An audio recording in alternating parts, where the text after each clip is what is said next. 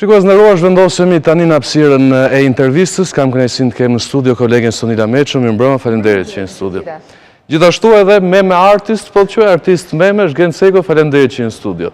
Përmes parimit mikut parët dhe zonjat parat, po zgjedh zonjat parat. Sonila, transmetuam pak më parë se buxheti bashkisë në fakt është më i madhi që ka patur ndonjëri kryeqytetit. Po nisim me bashkinë atëherë. Me bashkinë, duke qenë se edhe atmosfera është më e ndjeshme ndoshta në Tiranë për shkak edhe të protestave.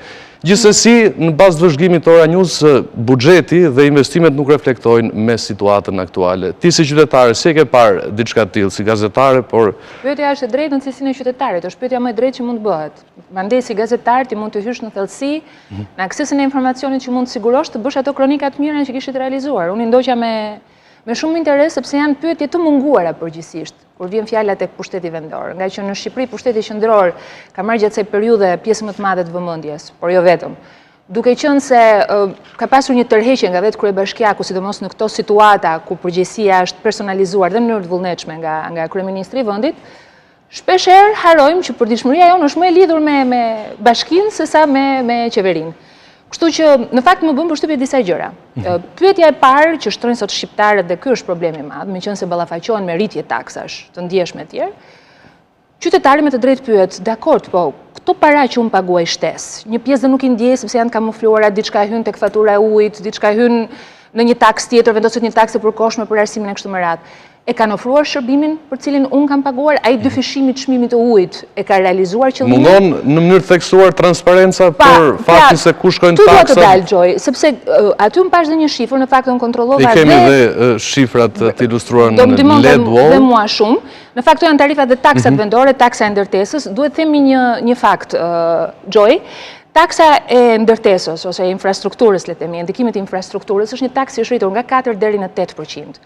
Po të shtojmë saj dhe faktin që nga 1 janari deri në 9 muajt e parë të vitit 2018 janë bërë 268 ndërtime të reja, taksat i mund ta kuptosh në vlerë se është rritur dhe për vitin e ardhshëm pritet rritet edhe me 8% të tjera. Dhe po të shohësh në totalin e të ardhurave që siguron bashkia, në fakt motori i vërtet i funksionimit bashkisë është pikërisht ndërtimi. Dhe ndoshta ne nuk është se na ka munguar transparenca, por duke qenë se vetë kryetari i bashkisë së Tiranës e ka përqendruar performancën e tij, e para të kontrolluar nëpërmjet një sistemi shumë të mirë të PR-it, duke ardhur kronika zakonisht të gatshme kështu me radhë, dhe dyta dhe diskurin publik duket sikur e ka orientuar në disa punë publike të dukshme dhe të mira që e ka realizuar, por ne nuk dim nga ana tjetër këtë fakt, që për shembull motori i funksionimit të bashkisë është ndërtimi, kur në fakt, premtimi me cilin Erion Veliaj erdhi në kryebashkisë Tiranës ishte 0 ndërtime. Do dalë të kërkoj sërish votën pas 6 muaj, me çfarë bilanci shkon Veliaj sipas jush? Shumë vështirë të bësh një bilanc tani në kohë të mbledhur. Mua më bëri përshtypje buxheti i jashtëzakonshëm për i cili shtohet në fakt në periudhën afatmesme 2019-2021, për vitin tjetër shkon 145 milionë euro. Të gjitha ato taksa që ne pam, që ishin vendosur, madje shihet është goxha dhe më i lartë se sa Basha dhe po thuaj se 3 herë më lartë se sa i Ramës, kur Rama njihet për transformimet e mëdha që i ka bërë Tiranës nga kjo pikpamje. Kështu që me një buxhet të jashtëzakonshëm ti pret që të ndodhin mrekullira. Por unë pash atë pabarazinë e jashtëzakonshme që vure edhe në kronikën që realizuat. Me zonave rurale dhe qendrës kozmopolitane. Madje po të shohësh dhe projektet që parashikon bashkia, që i ka setuar ato ambicet e veta kryesore, Gjoj, ti sheh ke prekjen sërish të bulevardit, të pjesës veriore të bulevardit, ke riregullimin e piramidës, ke rrjetin e biçikletave, ke, do të thënë, të gjitha në thelbin e tyre, në një mënyrë ose në një tjetër kanë ndërtimin, por të gjitha të fokusuara në qendër. Ndërkohë që në pjesën e periferisë ti pyet me të drejtë, në qoftë se është rritur taksa e pastrimit, po themi me 7%, me 19% i rritur taksat të tjera të tabelës për shembull. Ti ke rritje të taksës përkohshme të arsimit, ti thua si ka mundësi që gjithë këto taksa, ky buxhet kaq i shëndetshëm, ku pjesën më të madhe të transfertës pa kushtëzuar ja jep edhe qeveria, pse nuk ka mundur dot që për herë të parë që kemi një kryetar bashkie i cili i është zgjeruar zona tashmë e pushtetit, sepse Tirana nuk është më vetëm pjesa e qytetit po dhe e fshatrave, pse duhet të krijoj këtë lloj pabarazie? Pse gjithçka është e vendosur në qendër? Se të pyes unë ty pas shpinës tënde ke pjesën e dukshme të Tiranës, e cila u ndriçua edhe më shpejt se të tjerat. Po kaloj një herë përtej dhe ai të shohim se çfarë ndodh. Dhe kjo pabarazi krijon një efekt shqetësues.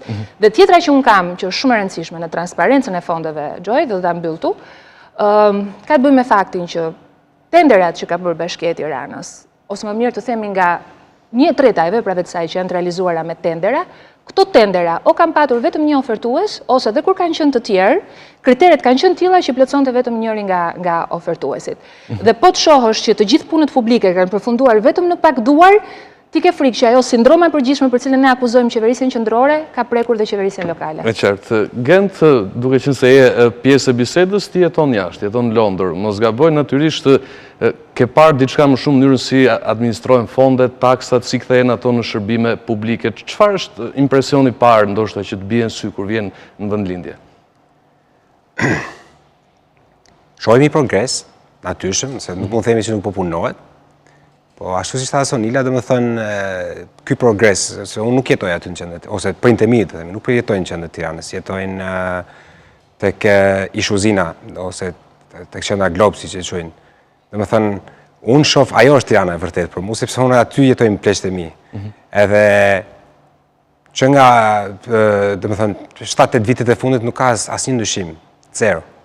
Absolutisht, ashtu si që kam lënë ashtu e gjej prapë, pa ndriçim. E qartë, vjen në Tiranë me i dëshirë për të protestuar përmes diçkaje që duket se ke marrë goxha njohje në rrjetet sociale. Cila ka qenë ideja juaj për të sjellë një protestë të tillë? Thoni që është një mënyrë për t'ju kundërpërgjigjur kryeministrit. Sa mendoni se keni arritur?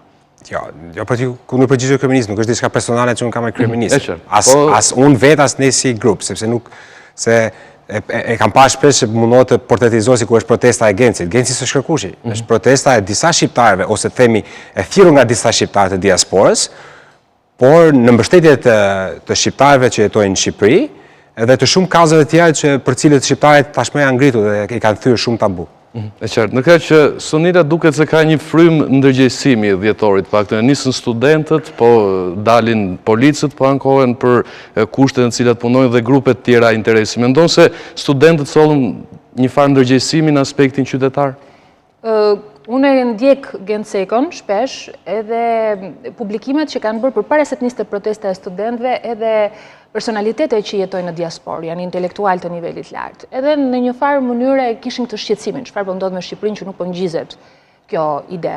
Kështu që nga njëra pikpamje mendoj që kushtet kishin ardhur. Domethënë një presion sigurisht i jashtëm i atyre që janë diaspora është kontribuesi kryesor i ekonomisë sonë. Çdo bënte Shqipëria pa njerëzit në emigracion, të cilët sigurojnë një pjesë mirë të ardhurave të familjes shqiptare, por nga ana tjetër do vinte edhe si në një mors, edhe një presion i brendshëm. Tani unë kam një pyetje për Gencin, se Genci nuk ka leje për të protestuar nesër.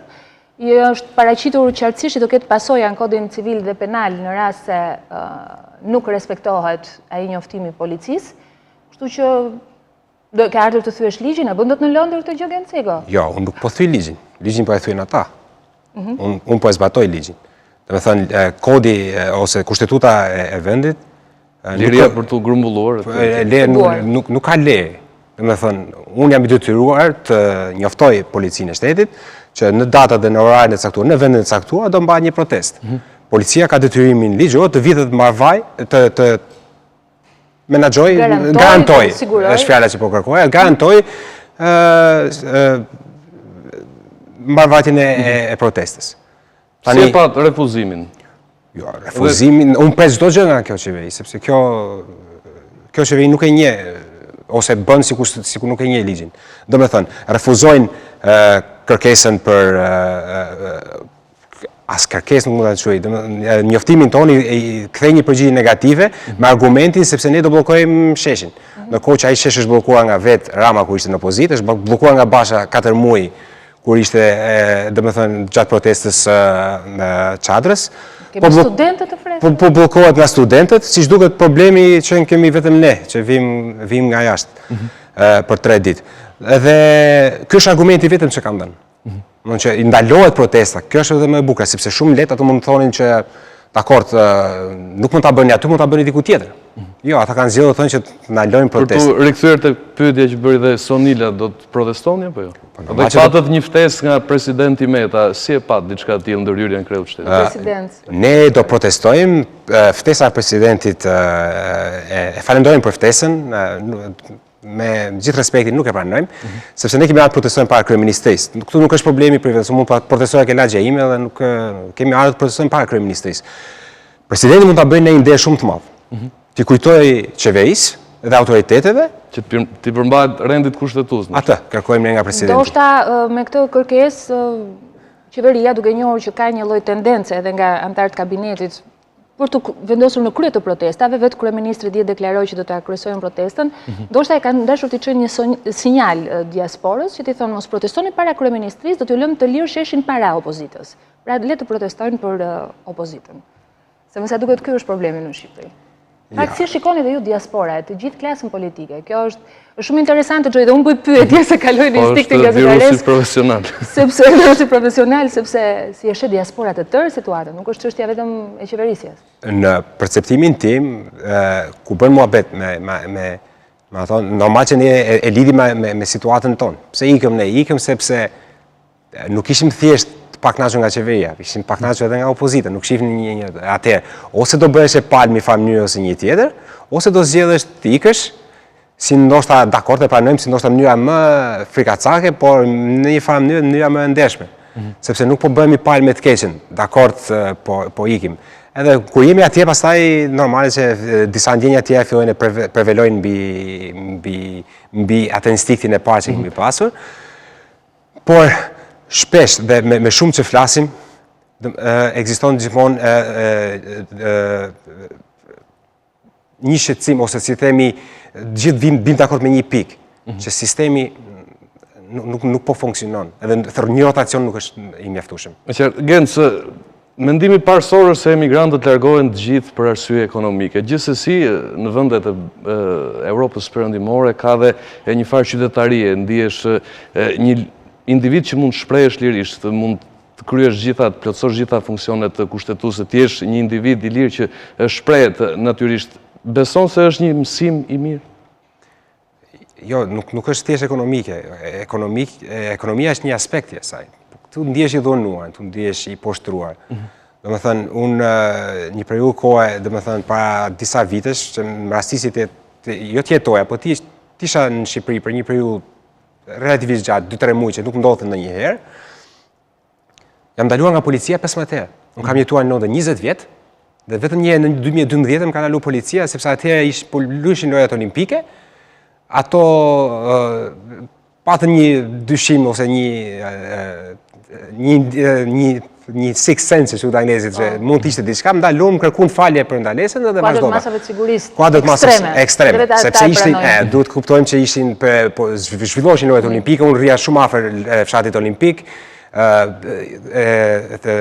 kërcënimit për terrorizëm ishte shumë real, ishin bërë kërcënime konkrete, dhe po të më thënë, të jetosh 20 vjet në Londër, të ndaloj policia një herë, edhe të vish në Tiranë ose në Shqipëri, që edhe brenda 2-3 muaj të ndaloj 1500 herë policia, dhe më thënë tregon që ka një, dhe më thënë, nuk flasim për shtet.